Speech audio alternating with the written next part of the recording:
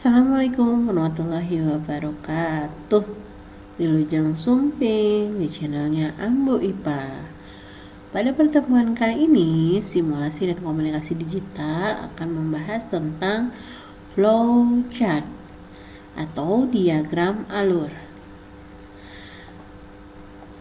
Nah, untuk pengertiannya, flowchart ini adalah bagan-bagan yang mempunyai arus.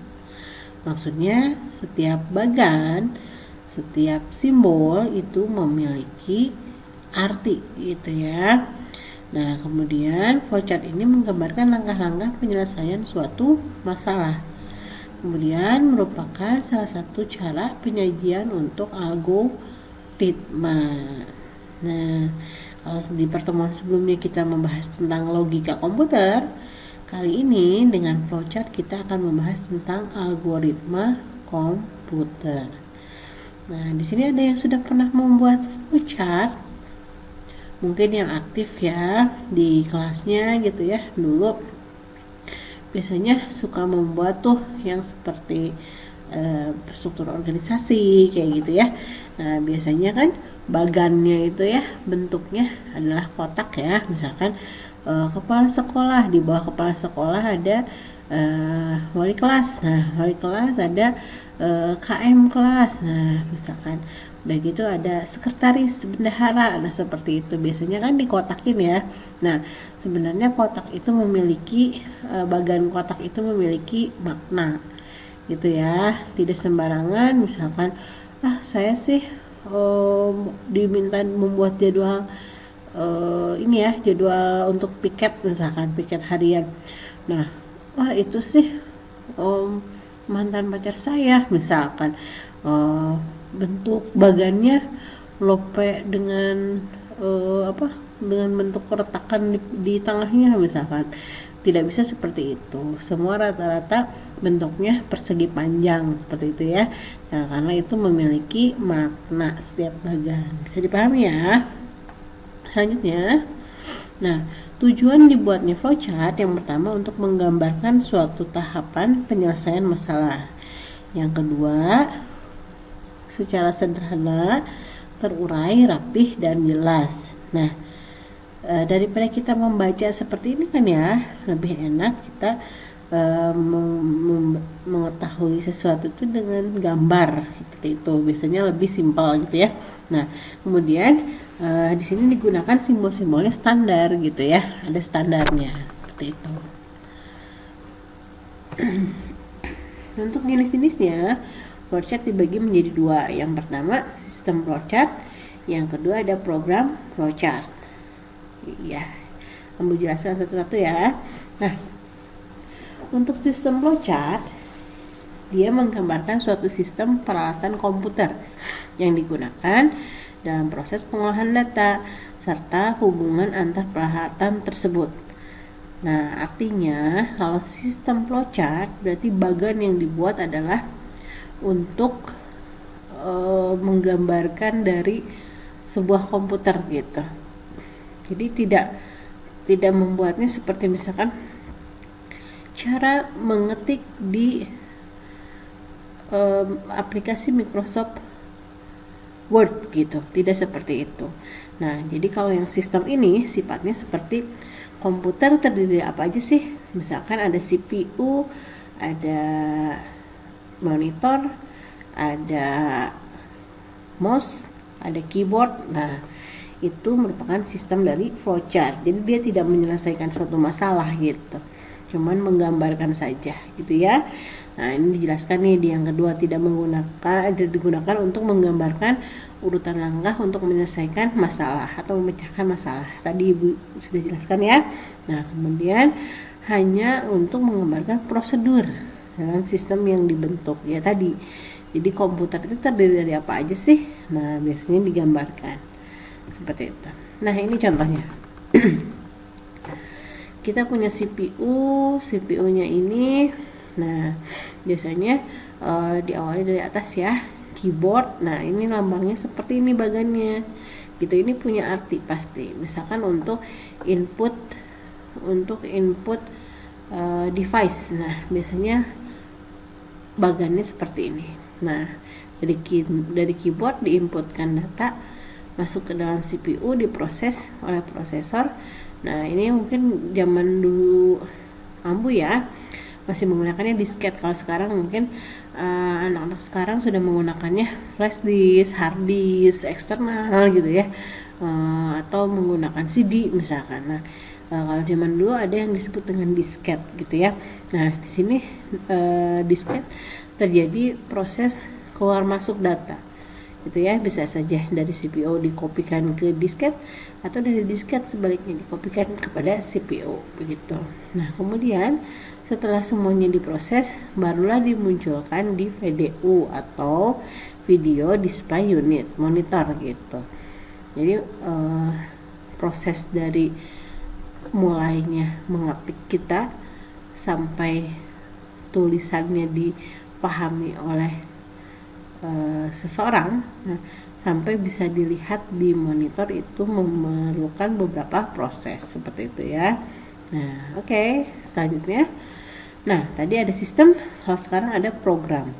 Kalau program ini kebalikannya, dia menggambarkan urutan logika dari suatu prosedur pemecahan masalah gitu ya.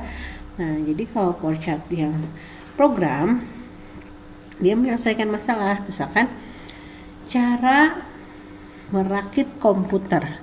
Pertama, misalkan siapkan bahan-bahan.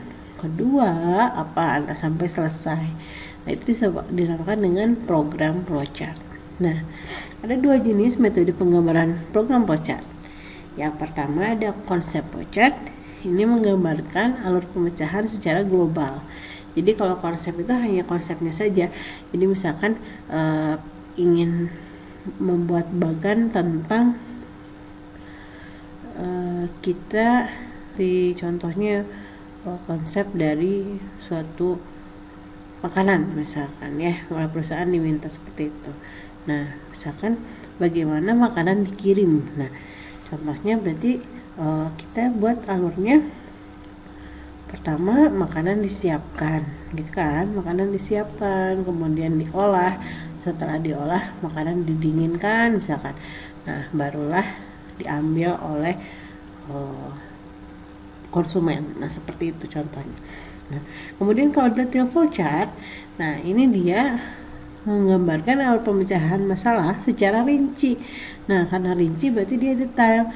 Misalkan seperti tadi ya, pengantaran makanan, tukang Gojek datang ke alamat tertentu misalkan. Kemudian penjual memberikan pesanannya kepada Bang Gojek. Nah, itu jadi detailnya dari suatu kegiatan itu dibahas secara tuntas untuk yang detail flowchart. Oke, selanjutnya. Nah, kamu punya dua contoh bagan flowchart gitu ya. Nah, yang pertama ini hanya seperti ini.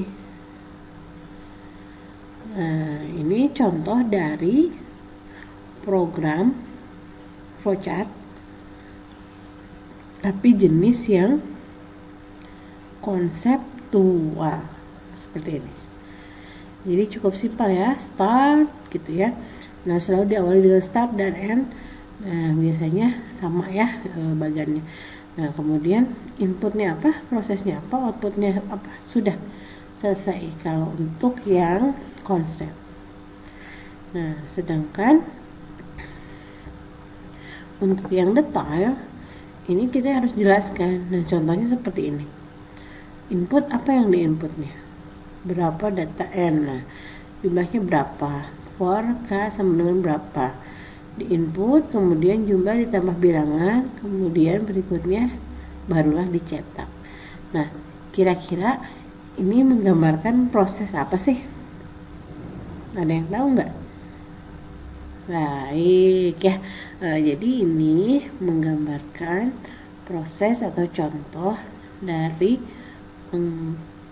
mengaplikasikan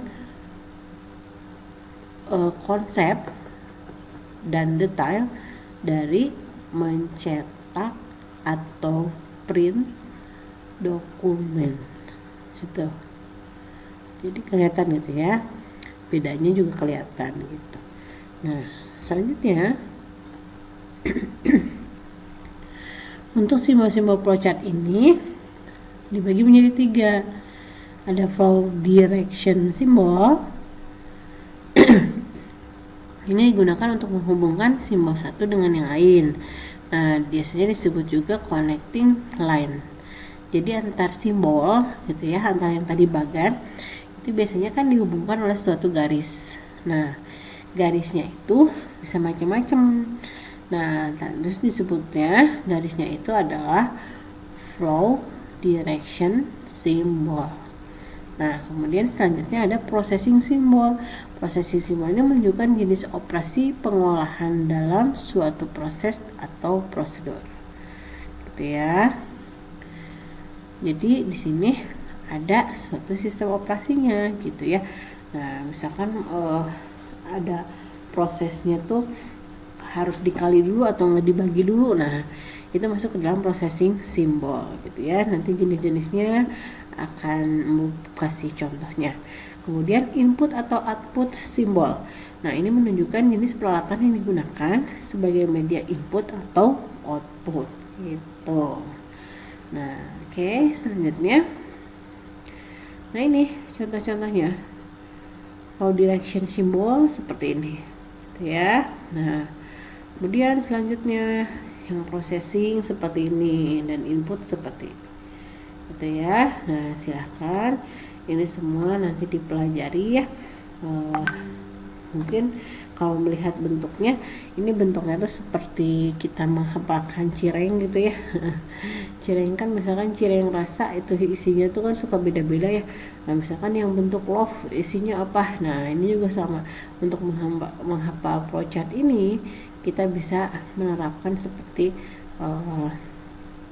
menghafal jenis isi cireng misalkan gitu ya. Nah, seperti itu. Oke. Untuk pertemuan kali ini cukup sekian dulu. Ambo akan memberikan pertanyaan via lisan di sini ya. Jadi tolong disimak baik-baik.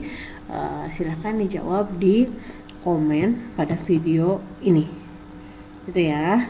Nah, yang pertanyaan pertama, oh ya, sebelumnya pada komennya itu nanti tolong disebutkan namanya siapa, kelas berapa gitu ya.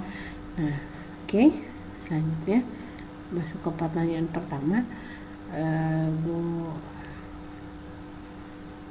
Pertanyaan pertama itu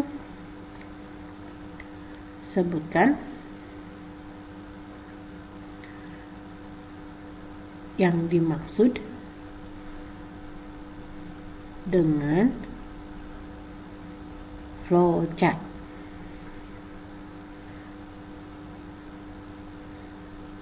Oke, selanjutnya pertanyaan kedua, sebutkan